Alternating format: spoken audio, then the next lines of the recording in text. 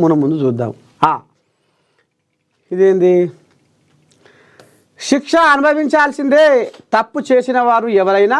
ప్రతిపక్షంలో ఉన్న అధికారంలో ఉన్న కేసీఆర్ కేటీఆర్ కవితలది పైసల పంచాయతీ. మెదక్ ఎంపీ రఘునందన్ రావు.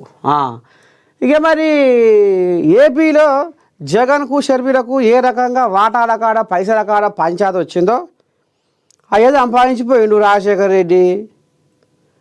ఏమంటారు చూడు, 5-6 తరాలు 10 తరాలు కూర్చొని తిన్నా తరగని సంపద మరి ఆయన సంపాదించిపోయిండు.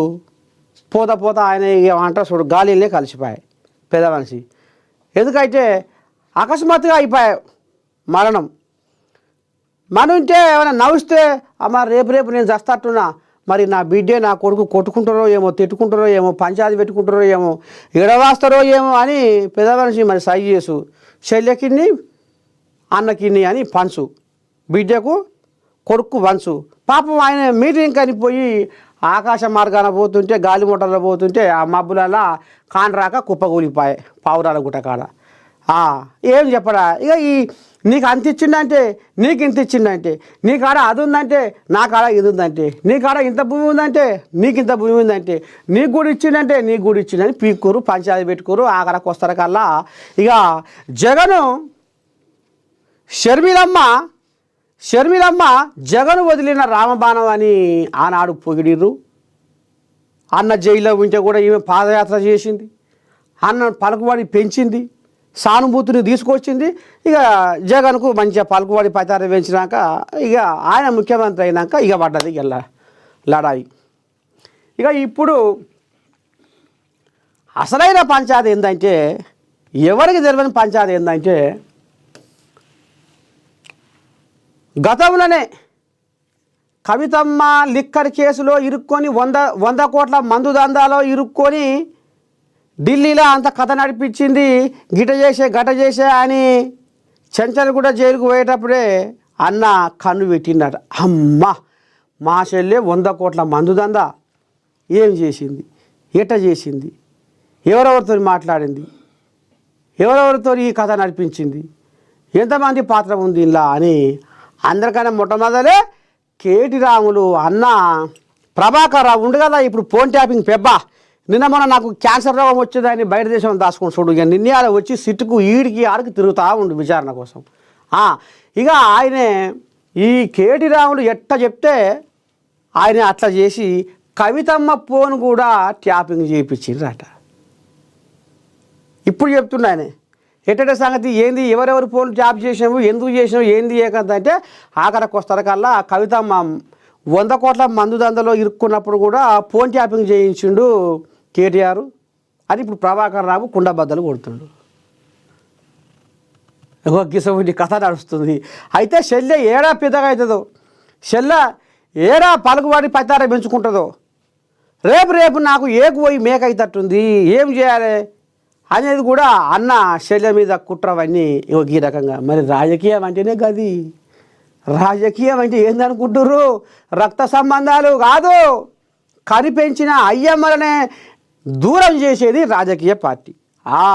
దానికి ఏది పదవి కావాలి. పదవి కోసము కనిపెంచిన తల్లిదండ్రులైనా ఎంతవరకైనా పురస్తే అన్న కాడికి తీసుకొచ్చేది రాజకీయంలో ఉన్న ఆ పదవి. అది కథ. ఇప్పుడు గదే జరిగింది. అన్న కవితమ్మ ఫోను ట్యాపింగ్ చేయవలసిన అవసరం ఏమొచ్చింది, ఎందుకు చేయించిండు, ఏంది ఏం కథ అంటే మా చెల్లె పెరగొద్దు, మా చెల్లె పలుకుబడి పతారా పెరగొద్దు, మా చెల్లె పాతాళ లోకంలో ఉండాలి. ఏమమ్మా అంటే ఏమమ్మా మా చెల్లె ఏమైనా రాఖీట్ల పండుగ నాడు వచ్చి నాకు రాఖీ కడితే ఏవో చెల్లె ఏవో అని 1,00,000 రూపాయలు చేతులు పెడతా, గంతవరకే. కానీ కోటాన కోట్లు మా అయ్య సంపాదించిన కోటాన కోట్లకు వారసుని నేను, మా చెల్లె ఎందుకు, మా చెల్లె మాయకు మంచిగా ఉన్నదంతా గుంజుకొని పోతుంది అనేది ఇక రకంగా అన్న చెల్లెను ఫోన్ ట్యాపింగ్ చేయించి చెల్లె ఎవరెవరితో మాట్లాడుతుంది, ఏం కథ నడిపిస్తుంది, అసలు ఏంది ఈ 100 కోట్ల మందు దందా ఎక్కడికెళ్ళి పుట్టింది, దీని బునాది ఏడుంది, దీని పుట్టుఊరం ఏడుందని గా రకంగా ఆరాధిస్తేందుకు ప్రభాకర్ రావుతోటి ఫోన్ ట్యాపింగ్ చేయించిందట. ఇక ఇప్పుడు శిక్ష అనుభవించాల్సిందే. ఇప్పుడు ఫార్ములా ఈ రేసింగ్ కేసు వ్యవహారంలో 55 కోట్లు విదేశీ కంపెనీలకు దారి మళ్లించిండు అనేది ఆర్బీఐ అనుమతి లేకుండా దారి మళ్లించిండు. నేనే మున్సిపల్ శాఖ మంత్రిని, నేనే రాజు, నేనే మంత్రి, నాకు అడ్డు చెప్తాడు ఎవడు అని ఇష్టపూర్తిగా అది ఇష్టమే కృష్ణపురం అన్నట్టుగా 55 కోట్లు బయట దేశాలకు సాగనంపిండు అనేది చర్చ నడుస్తుంది. ఇక అందులో ఆ కోయిలాగా పేరు ఏం పేరే ఉండే అలా అప్పుడు ఆయన హెచ్ఎండిఏ కమిషనరు అరవింద్, ఇక ఆయన ఇంజనీరు బిఎల్ఎం రెడ్డి. ఇంకా ఈ కోయిలాగా ఏం చెప్పినాయి గతంలో, అయ్యా చేసింది పాపమే, కానీ ఈ పాపం మేము చేసింది కాదు, మా గుండెలో పుట్టింది కాదు, మా మనసులో పుట్టింది కాదు, మా మెదడులో పుట్టింది కాదు, ఇదంతా దీనికి కర్త కర్మ క్రియ ఎవరయ్యా అంటే కేటీ రాములే. ఆయన ఎట్ట చెప్తే మేము అట్లా గంగేజు లెక్క తలకాయ ఊపి తల వంచుకొని పనిచేసినాము అని వాళ్ళు కూడా చెప్పారు. ఇక ఇప్పుడు ఈ ఉచ్చు బిర్రగా అయ్యింది.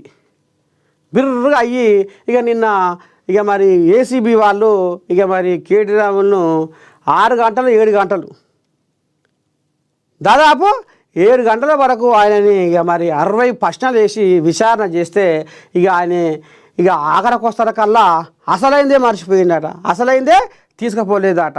అప్పుడు ఆ ఫార్ములా ఈ కార్ రేసింగ్ వ్యవహారంలో మరి ఈయన ఏ ఫోన్ వాడిండు, ఆ ఫోన్లో ఏ డాటా ఉంది, ఎటట సంగతి, ఈయన కథ మతలమంతా రాగుంచేందుకు ఆ ఫోన్ ఏదని అడిగిరట. నేను దేలే, అయిపోయి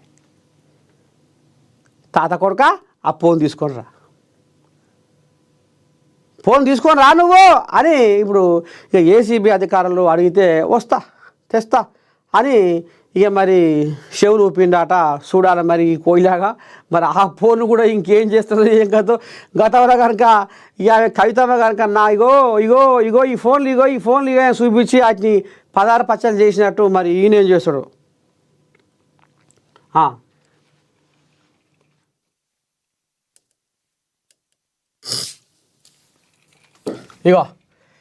ఏఎన్ఎన్ మహా మీడియా కిట్లు ఆవిష్కరణ.